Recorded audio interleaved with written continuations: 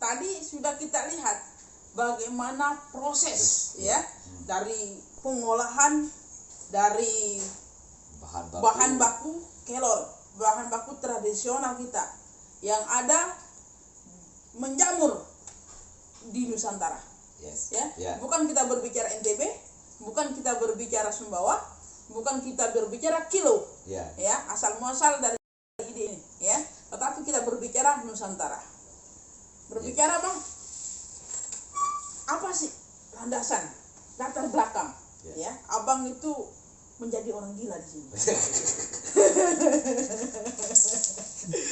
Jadi gini Pak Raja Tongo, yang pertama itu adalah kegalauan saya terhadap bagaimana kita sekarang ini sebuah tradisi masyarakat yang selama ini mengkonsumsi daun kelor. Tetapi yang kita lihat selama ini kan kelor itu kan hanya bisa sampai dari kebun ke dapur menjamakan.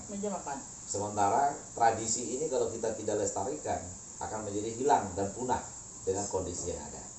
Salah satu caranya adalah gimana? Kita harus membuat industri supaya kita menjadikan masyarakat itu dia paham bahwa dengan ada yang membeli produk atau membeli daun kelor ini, maka masyarakat akan melakukan budidaya. Terus itu yang pertama. Yang kedua bahwa bagaimana kita sekarang itu menghasilkan produk yang memiliki kearifan lokal. Karena sumber bahan bakunya yang banyak, sarana yang sudah kita miliki, tinggal kita bagaimana menjadikan ini sesuatu yang memberikan manfaat bagi orang banyak. Itu yang kedua. Nah yang ketiga, bahwa dalam program industrialisasi ini, produk yang harus kita hasilkan adalah produk yang dari lokal. Betul itu, lokal gitu. Tetapi brand lokal, go global. Lokal, go global gitu itu Pak Raja Tongo gitu. Berarti kalau kita berbicara industrialisasi, kalau saya adalah penggemar berat dari Dr. Zul, Gubernur NTB, kalau kita berbicara industrialisasi itu, maka salah satu solusi dari kemiskinan dan pengangguran itu ada di industrialisasi. Mungkin abang bisa uraikan seperti apa sih jawaban dan tantangannya di sini? Jadi yang pertama, kendala kita kalau dalam industrialisasi itu ada 4 hal. Yang pertama itu adalah bahan baku. Yang kedua adalah peralatan, yang ketiga legalitas, yang keempat sarana produksi. Nah di dalam industrialisasi kelor itu sudah terjawab. Karena hari ini kita sudah bisa di kecamatan Kilo itu kita sudah bisa punya lahan bermitra dengan petani 100 hektar. 100 hektar yang kita sudah tanami kelor. Ini 100 hektar pasti membutuhkan tenaga kerja. Sekarang kita penganggurannya itu otomatis penyerapan tenaga kerjanya itu besar dan banyak. Nah yang kedua di NTB ini ada 150 hektar. Jadi kita totalnya sekarang sudah 250 hektar. 250 hektar itu berapa orang? Ya itu kalau rata-rata pekerjanya 10 orang saja itu sudah 2.500 itu Pak. 2.500 untuk di bidang budidaya. Untuk bidang budidayanya saja ya. Budidayanya saja sudah 2.500 orang yang bisa kita pekerjakan. Apalagi goal yang ingin saya capai itu 2020 itu harus 2021 itu harus tercipta 1.000 hektar.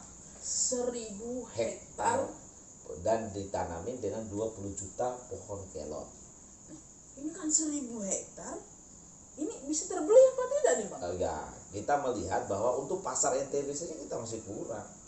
Kenapa kita bisa kurang? Kalau 5 juta penduduk NTB mengkonsumsi produk ini, itu sudah hampir itu kita habiskan sampai dengan 20.000 ton. 20.000 ton ya? Ya, itu kalau semua NTB membeli.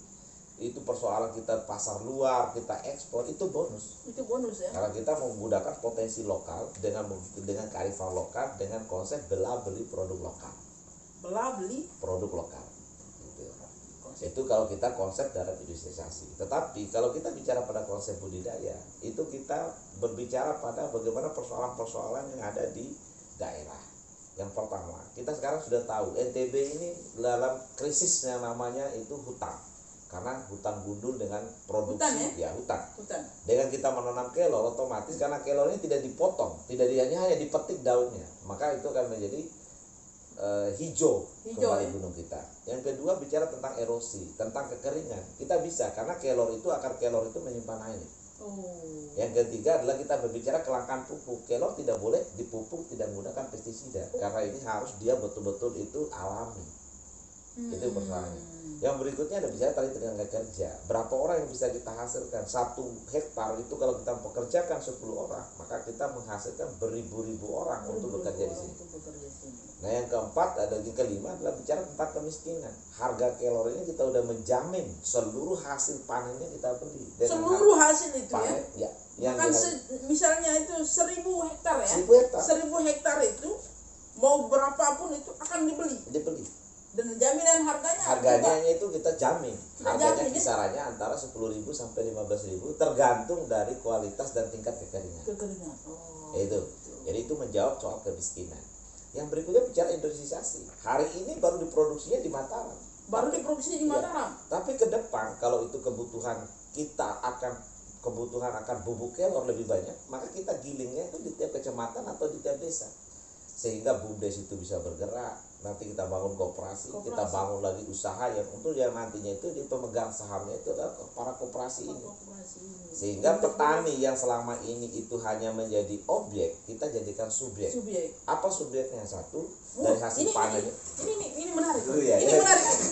Ini dari objek menjadi subjek. Betul, Bang. Jadi selama ini yang saya perhatikan, petani itu menjadi objek. Objek dari siapa? Dari kepentingan yang lebih besar. Tetapi ini ada sebuah konsep petani itu dijadikan sebagai subjek. Itu seperti apa? Jadi subjek itu pertama, petani dengan menanam kelor, kita membeli dari hasilnya. Satu. Petani itu adalah menjual ke BUMDes. BUMDes itu jual ke koperasi. Koperasi itu adalah anggotanya petani. Tentu dari hasil koperasi itu dia dapatkan SHU. Betul. Nah, berikutnya ada perusahaan. Perusahaan ini di mana dia punya saham itu 40%-nya adalah petani atau koperasi dan 60%-nya adalah perusahaan. Maka apabila keuntungan itu akan dapatkan dividen. Dividen siapa? Anggota koperasi yang notabene juga petani. Itulah petani menjadi subjek daripada kegiatan budidaya kelor. Industrialisasi di bidang kelor. Kita berbicara kelor ini, Bang. Saya punya pengalaman. Saya hidup di Solo itu 13 tahun. Solo ini kan kota budaya ya. Kota pendidikan juga. Dan sangat kondusif di sana. Nah, itu biasalah anak-anak mahasiswa, anak-anak Sumbawa itu kalau jam segini nih, jam 12 malam, jam 1 malam, kita kan habis dari nongkrong, habis dari belajar. Ini namanya aktivis gitu kan. Habis dari diskusi, habis dari ini, dari itu. Kalau kita pulang ke asrama itu, ke kos, itu kelaparan. Itu kan lapar kan? Yang bisa menjawab itu satu, kelor. Kebetulan di makam haji tempat di Windan ya, makam haji itu, di Windan makam haji itu ada pemakaman. Dan itu rata-rata itu daun kelor banyak banget. Di pagar-pagar di bawah. Bukan di sepanjang jalan itu, yang di pemakaman itu. Kelor semua. Nah, jam 1, jam 12, jam 1, jam 2 itu kita naik gitu.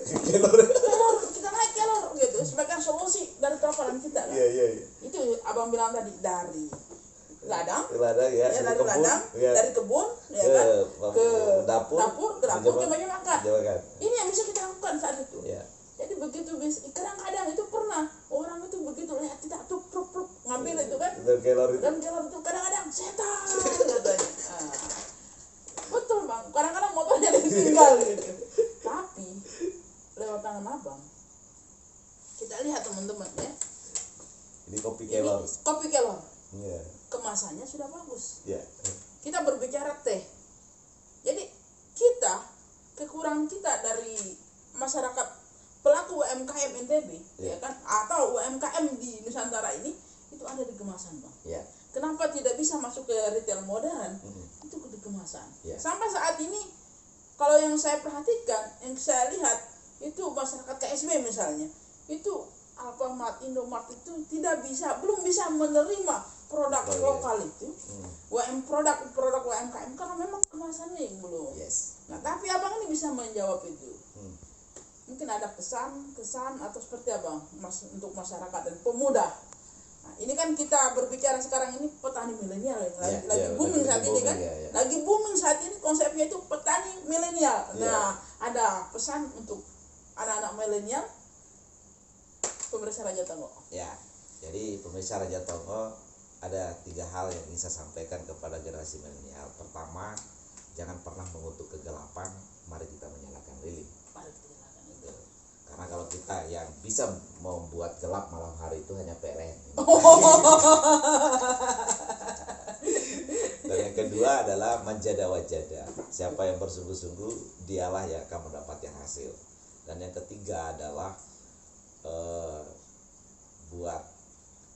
bersungguh-sungguh, kerja keras, dan ciptakan sejarah. Nah, bicara tentang masalah kemasan, karena hari ini kita bicara itu adalah bicara tentang masalah tentang tampilan ya, atau casing. Maka yang harus kita lakukan adalah bagaimana kita